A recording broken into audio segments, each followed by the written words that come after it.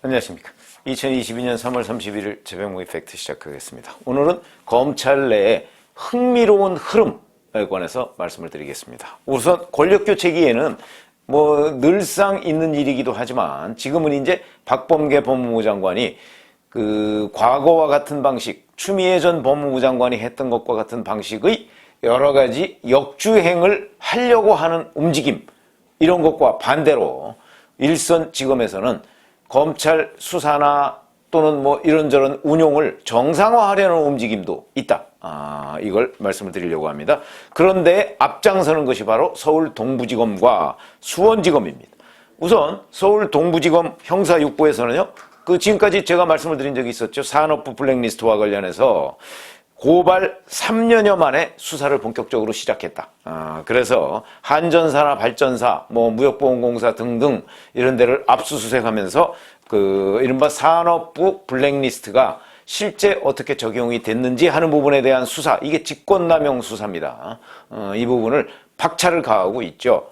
자, 그런데 여기에다가 또 부수적인 게 하나 있습니다. 바로 문재인 정부 들어서 친정권이라고 분류되는 동부지검장들이 계속해서 무혐의 처분, 이 블랙리스트와 관련해서 무혐의 처분을 종용했다는 의혹, 이것도 함께 수사하는 것으로 보인다. 이거는 그러면 전 정권에 대한 정치보복이냐? 문재인 정부에 대한 정치보복이냐? 아니죠. 원래 고발이 들어오면 수사를 하게 돼 있습니다. 근데 그거를 계속해서 뭉갰던 부분을 정상화하는 것이다 라고 말씀을 드릴 수가 있고, 그 다음에 서울 동부지검에는 이뿐만이 아니고 정부 산하기관 330개 기관의 블랙리스트 의혹도 현재 캐비닛에 쌓여 있습니다. 이건 아직 꺼내들지는 않았지만 그 캐비닛을 언제 여느냐 하는 것은 시간 문제일 것이다, 이런 것이고요. 그러면 서울 동부지검은 산업부 문제만 들여다보고 있느냐? 그건 아닌 것으로 보입니다. 그 캐비닛에 쌓여 있는 것 중에 또 하나가 바로 통일부 블랙리스트, 교육부 블랙리스트, 과학기술부 블랙리스트, 이 부분도 수사를 시작하고 있는 것으로 보인다, 이런 보도가 계속해서 나오고 있습니다. 뿐만 아니고 또 하나 어이없는 일이 벌어졌는데 서울 동부지검에서 벌어졌습니다. 이것도 한동훈 사법연수원 부원장, 한동훈 검사장이 작년 9월 달에 추미애 법무부 장관을 상대로 해서 낸 고발장이 있었습니다. 공무상 비밀누선 혐의. 이걸 동부지검에서 접수를 거부했습니다. 사실은 고발장 내는데 그 고발장을 접수 거부한다는 건 말이 안 되는 것이죠. 그런데 접수를 거부했고요. 거부하면서 다른 곳으로 가져가라, 이렇게 돼서 한동훈 검사장이 그 고발장을 공수처로 가서 냈습니다. 그랬더니 공수처에서는 다시 검찰로 넘겼습니다. 그래서 대검으로 갔겠죠. 그러니까 대검이 다시 이걸 동부지검으로 배당을 했습니다. 그랬더니 동부지검에서는 이번에 경찰로 또 넘겼습니다. 그러니까 동부지검에서 안 받아서 돌고 돌아서 동부지검에 왔다가 다시 경찰로 넘어갔다.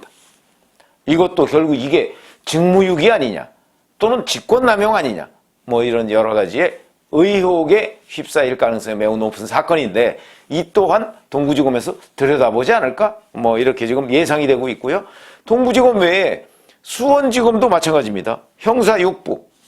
여기서는 직권남용, 권리행사 방해 등의 혐의로 고발된 박은정 성남지청장 사건에 대해서 지금 수사 중이다, 이렇게 지금 밝히고 있습니다.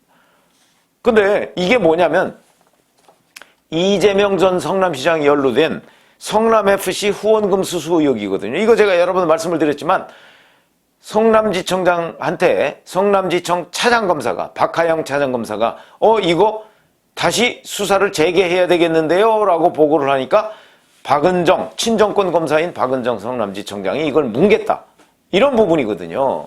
왜냐하면 이걸 수사하면 이재명 현재 상임고문 전 성남시장의 비위 혐의가 드러날 가능성이 있기 때문에 뭉갰다, 이렇게 지금 그 의혹에 휩싸여 있는 사건이다.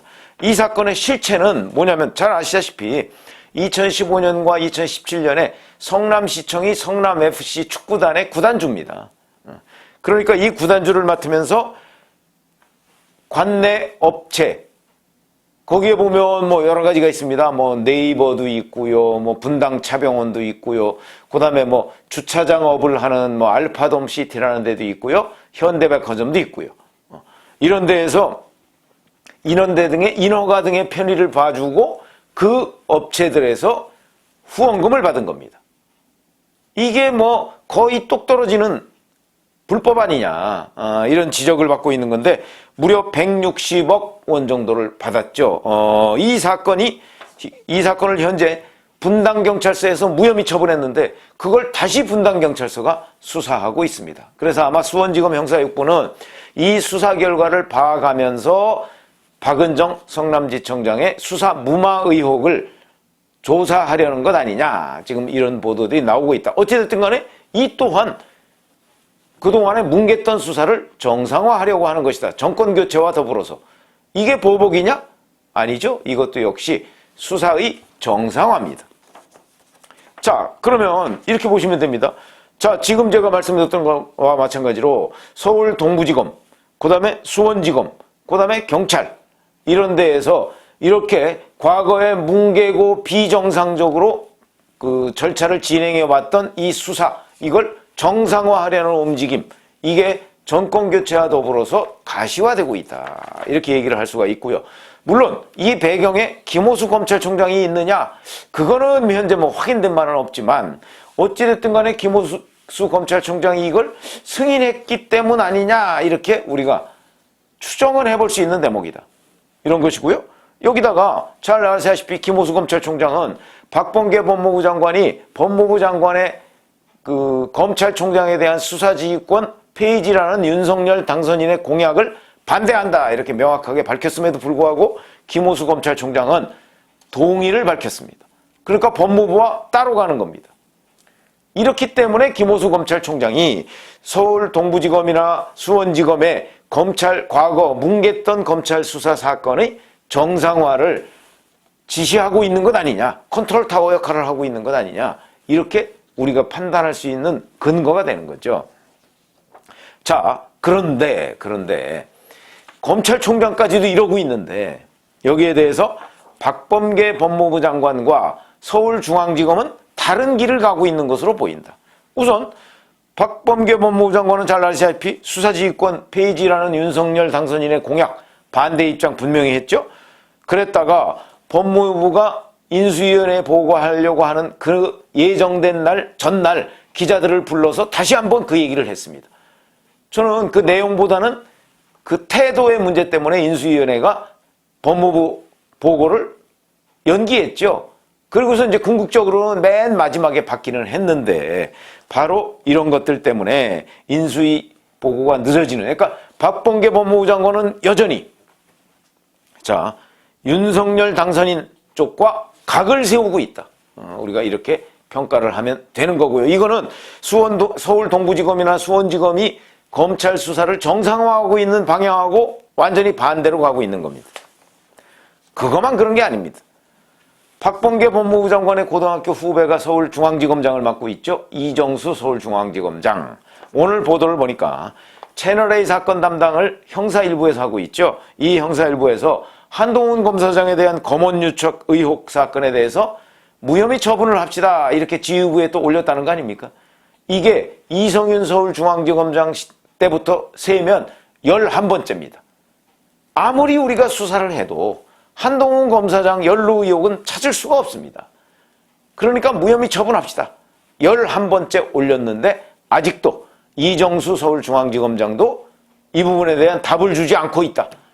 그냥 뭉개려고 하는 것으로 보인다. 이 얘기는 결국 무슨 얘기냐면, 그리고 조금 전에 또 보도가 나온 것 중에 이런 게 있습니다.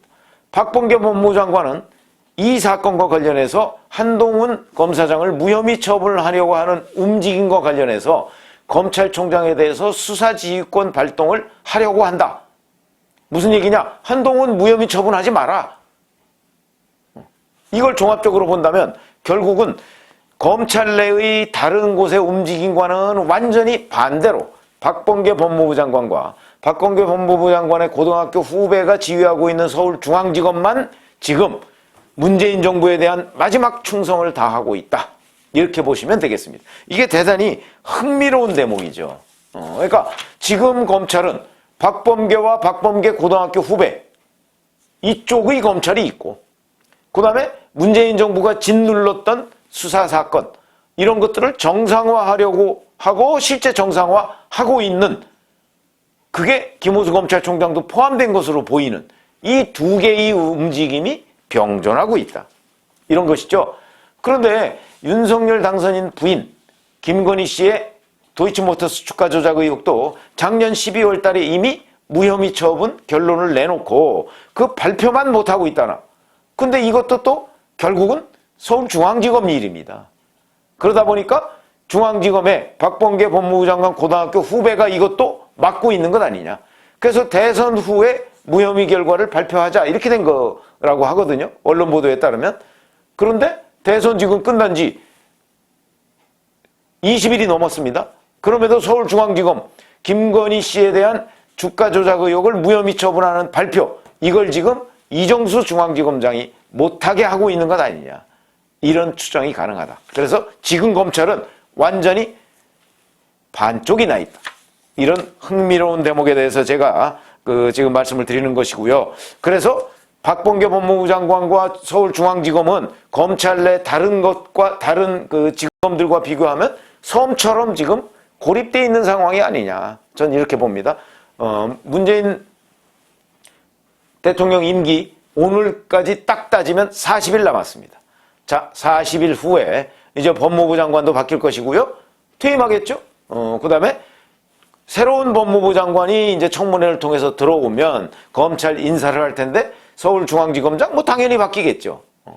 바뀌고, 그렇게 되면 이제 서울중앙지검도 그동안에 뭉갰던 각종 수사, 이 부분을 정상화하지 않을까 싶은 생각이 드는데, 그 40일 동안은 제가 보건대 지금과 같이 박범계 법무부 장관과 중앙지검만 검찰 내에 섬처럼 고립되어 있는 이 상황이, 이런 비정상적인 상황이 그때까지 계속될 것이다.